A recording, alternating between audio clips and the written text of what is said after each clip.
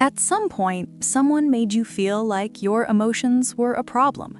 Maybe it was said out loud. Maybe it was just a look, a sigh, a withdrawal of warmth every time you expressed a need, but the message landed clearly. You are too much, too sensitive, too intense, too needy, too much. And the painful part is not just that someone made you feel that way, it is that you believed them, and you have been editing yourself down ever since. Here is what I want you to understand. The feeling of being too much is not an accurate description of who you are. It is a story that was handed to you, usually very early, by people who did not have the emotional capacity to meet you where you were. And there's a significant difference between those two things. Let's start with where this comes from. Children are not born feeling like they are too much. That feeling is learned. It develops in environments where emotional expression was consistently met with discomfort, irritation, or withdrawal. Maybe you cried and were told to stop being so dramatic. Maybe you reached for closeness and the person pulled back. Maybe you expressed the need and the atmosphere in the room shifted in a way that told you, without words, that your need was inconvenient. Over time, the child in that environment learns to associate their emotions with a loss of connection. And since connection is the most important thing to a young nervous system, the brain makes a very logical trade. It begins to suppress, minimize, and hide the emotional expression that seems to push people away. That is not weakness. That is a child doing everything in their power to stay connected to the people they need. The problem is that the trade does not stop in childhood. It follows you into every relationship you enter as an adult.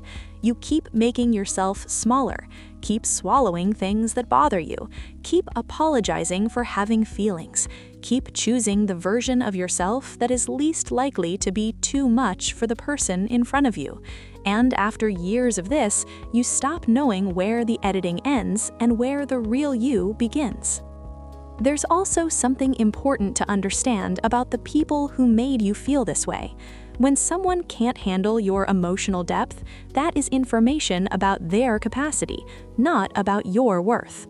Psychologist Tara Brach, who has spent decades working with shame and self-worth, makes this point clearly.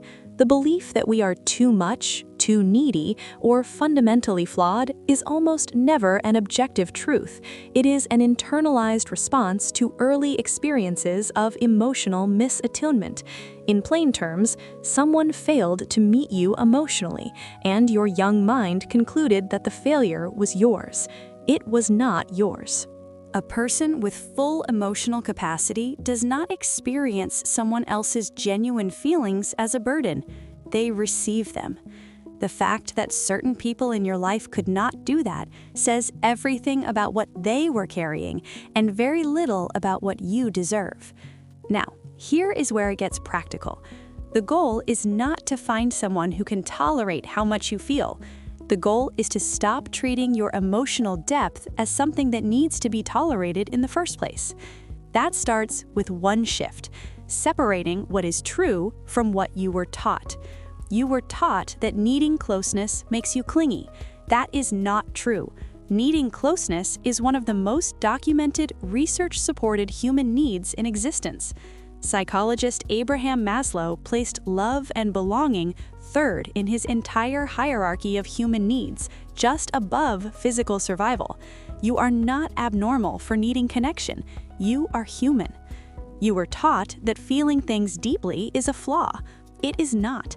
Emotional sensitivity, when it is not driven by fear, is one of the most valuable things a person can bring to a relationship. The problem was never the depth of what you feel.